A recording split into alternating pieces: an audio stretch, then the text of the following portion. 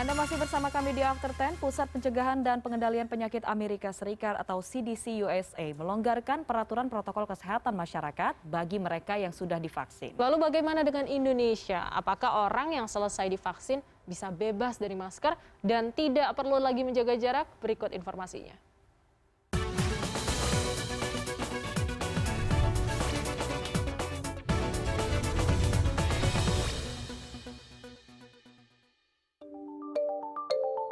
Pusat Pencegahan dan Pengendalian Penyakit atau CDC Amerika Serikat merilis, orang yang sudah selesai divaksin penuh dapat bertemu dengan orang tidak beresiko yang tidak divaksin di satu rumah tangga tanpa menggunakan masker.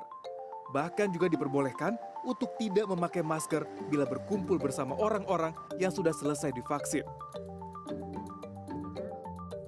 Informasi ini muncul 2 minggu setelah sebagian besar masyarakat Amerika Serikat menerima suntikan kedua vaksin Pfizer dan Moderna atau satu dosis vaksin Johnson & Johnson. Informasi ini menimbulkan pertanyaan besar. Apakah ada ketetapan serupa di Indonesia? Lalu bagaimana dengan vaksin Sinovac? Apakah boleh seperti itu juga? Dokter spesialis penyakit dalam sekaligus Ketua Perhimpunan Alergi dan Imunologi Indonesia, Iris Rengganis menjelaskan, hal ini tidak ada kaitannya dengan jenis vaksin yang diberikan. Indonesia diharapkan tidak mencontoh langkah yang dilakukan seperti Amerika Serikat karena beragam pertimbangan, termasuk budaya di luar yang lebih patuh protokol kesehatan.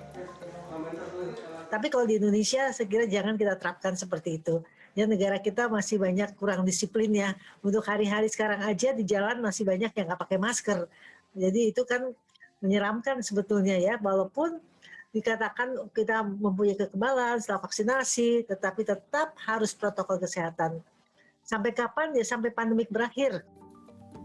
Bahkan Menteri Kesehatan Budi Gunadisadikin dengan tegas mengatakan, orang yang sudah divaksin bukanlah Superman dan masih mungkin tertular dan menularkan virus COVID-19 ke orang lain.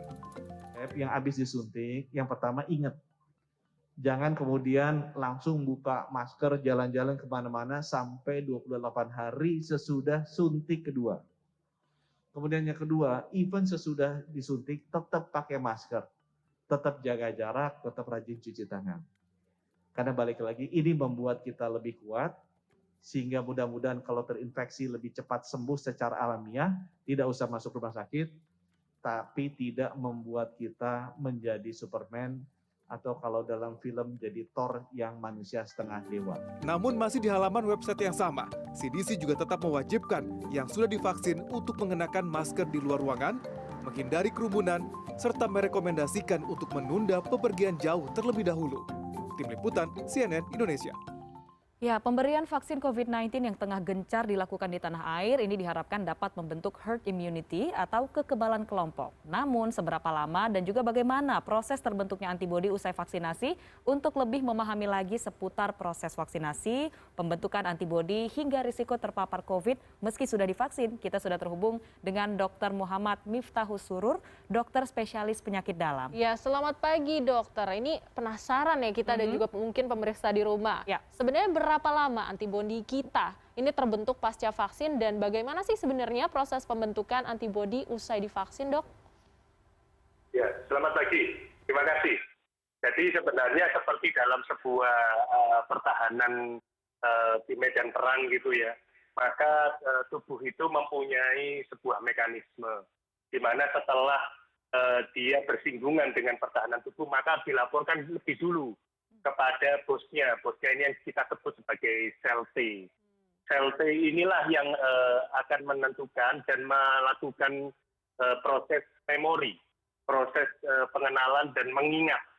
Yang kemudian dia akan kemudian menghubungi temannya yang disebut dengan sel B untuk membuat antibodi. Sel B inilah yang membuat antibodi. Sehingga kenapa vaksin itu ada pemberian booster, ada tata cara pemberiannya, karena artinya pada suntikan pertama, maka itu tubuh dipaparkan lebih dahulu. Tubuh dipaparkan lebih dahulu untuk mulai mengenal dan memulai memori jangka pendek. Yang kemudian diperlukan sebuah booster lagi untuk pemberian suntikan yang kedua. Diharapkan dengan itu, maka sel B yang digunakan untuk yang berfungsi untuk membentuk antibodi tersebut dapat semakin sempurna untuk proses pematangannya bagi daerah sumsum tulang maupun di daerah limpa, sehingga diharapkan nanti setelah diproses mengingat ini juga jauh lebih baik, proses memori lebih baik, antibodi yang dihasilkan semakin sempurna, maka pembentukan antibodi spesifik ini semakin seperti yang diharapkan. Yang jadi permasalahan adalah dari setiap vaksin proses pembentukan antibodi ini berbeda-beda. Sementara ini ada satu vaksin yang kita tahu yang ada diberikan, Sinovac ini membutuhkan waktu 28 hari untuk membentukkan antibodi yang sempurna, sehingga tentunya dari setiap vaksin yang ada, dari BPOM akan melakukan proses pengujian dan akan bisa menentukan seberapa lama nanti dari antibodi ini terbentuk sempurna. Tapi secara rata-rata 28 hari. Demikian. Oke, berarti memang rata-rata prosesnya 28 hari ya untuk proses pembentukan atau pengenalan tadi istilahnya ya dok, dari sel-sel tubuh kita terhadap vaksin ini. Lalu dokter, ini kan proses vaksinasi sudah dilakukan begitu, bahkan pekerja media begitu ya sudah divaksin dan ada 2 kali nih dokter proses penyuntikannya. Kenapa harus 2 kali dilakukan proses suntik vaksin ini dan bagaimana nih dok jika ternyata dosisnya tidak lengkap begitu? Betul. Jadi seperti juga vaksinasi lain, jenis lain, maka proses apakah disuntik 2 kali, disuntik 3 kali, apakah disuntik cukup 1 kali, itu berdasarkan efektivitas dari vaksin tersebut untuk merangsang timbulnya antibodi. Kita tahu bahwa jenis-jenis vaksin ini berbeda, ada yang dari virus yang dilemahkan, ada virus yang dimatikan, ada materi genetik dari virus berbentuk mRNA dan sebagainya. Ini mempengaruhi dari kekuatan dari vaksin tersebut untuk merangsang sel T dan sel B tadi yang saya sampaikan sebelumnya.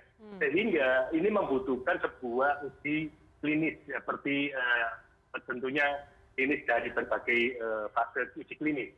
Nah, ketika sudah diuji maka baru bisa ditentukan apakah vaksin ini diberikan 2 kali, apakah pertanyaannya apakah pada 6 bulan berikutnya misalkan, apakah perlu dibooster lagi, apakah ini berlaku seumur hidup, tentunya tergantung dari sel memori yang ada di dalam tubuh kita untuk menghasilkan antibodi yang spesifik.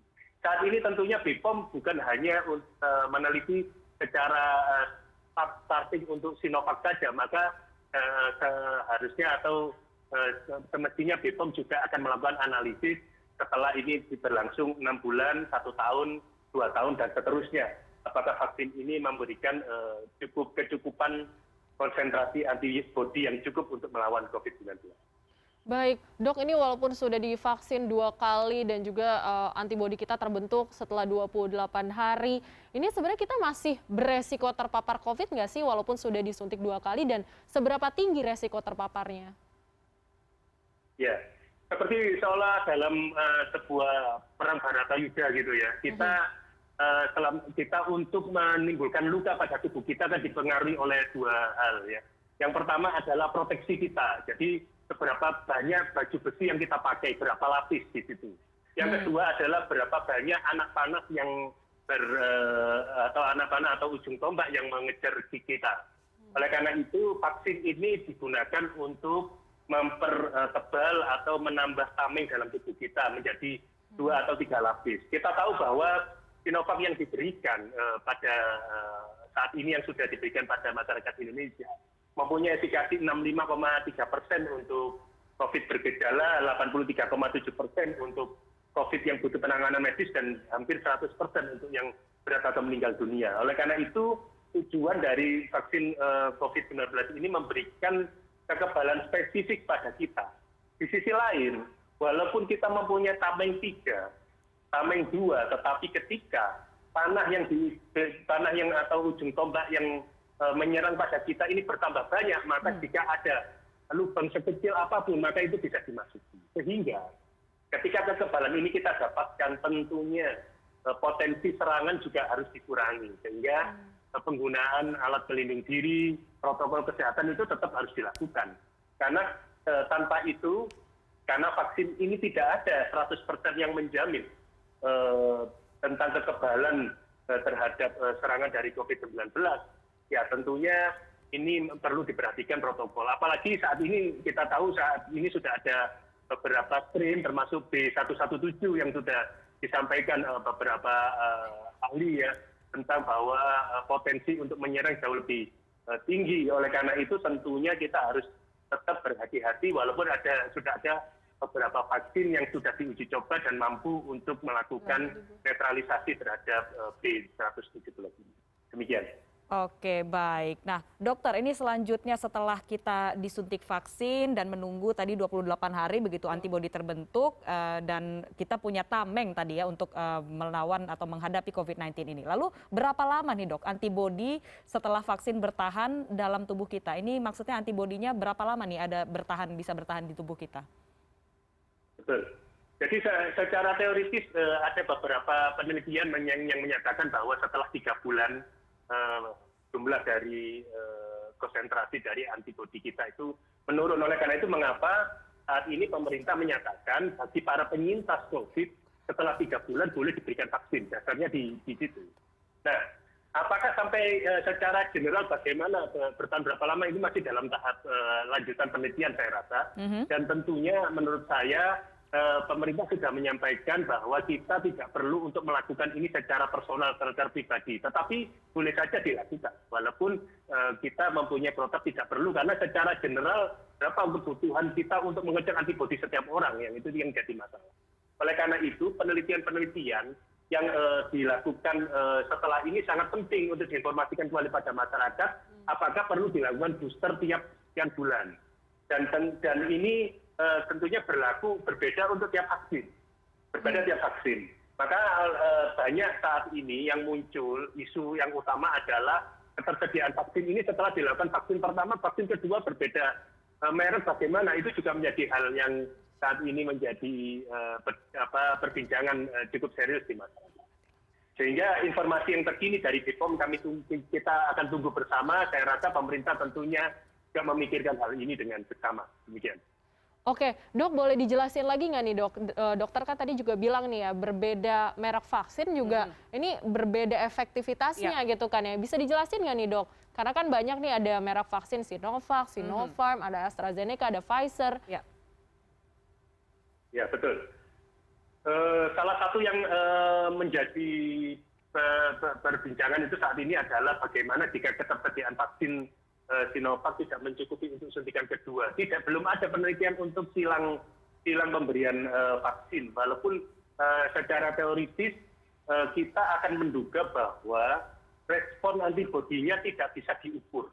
Ini yang jadi masalah. Saya contohkan saat ini bahwa misalkan dari vaksin jenis yang diproduksi Pfizer misalkan, dia mengklaim antibodinya 95%. Bagaimana kalau Sinovac digabung Pfizer, tidak ada yang bisa menjamin apakah semakin rendah, apakah semakin tinggi, apakah ada efek samping lanjutan yang fatal atau tidak. Ini yang juga jadi salah satu perbincangan utama. Oleh karena itu memang tidak dianjurkan sementara ini, karena data yang dipunyai adalah cukup kurang. Yang jadi masalah adalah harus perlu diingat bahwa vaksin ini mempunyai syarat-syarat tertentu untuk diberikan, terutama proses penyimpanan dan sebagainya. Perbincangan yang selanjutnya ada di masyarakat ini tuh kan adalah bagaimana pemberian vaksin-vaksin yang berbeda ini. Kita yang sudah menerima Sinovac kemudian menerima merek lain itu bagaimana? Itu menjadi perbincangan juga berikutnya. Tetapi yang harus diingat adalah vaksin-vaksin ini memperoleh efikasi yang cukup tinggi sesuai dengan klaimnya ketika prosesnya itu diberikan sesuai dengan prosedur termasuk kriteria penyimpanan. Kita tahu ada beberapa vaksin yang memperoleh efikasi di atas 90%, tetapi membutuhkan proses penyimpanan di suhu minus 80 derajat, di suhu minus 20 derajat. Pemerintah tentunya sudah prepare, tetapi kita juga harus hati-hati bahwa tidak semua masyarakat Indonesia di berbagai provinsi mempunyai fasilitas minus 80 dan minus 20. Nah, oleh karena itu tentunya berbagai jenis vaksin yang dengan penyimpanan yang lebih mudah seperti Sinovac atau membutuhkan penyimpanan di suhu ruangan juga kita sangat tunggu. Ya, demikian.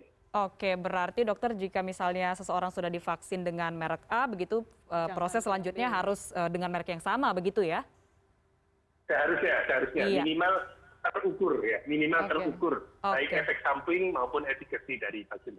Oke, baik. Terima kasih Dokter Muhammad Miftahus Surur, dokter spesialis penyakit dalam dari Universitas Erlangga sudah bergabung hari ini bersama kami di CNN Indonesia After 10.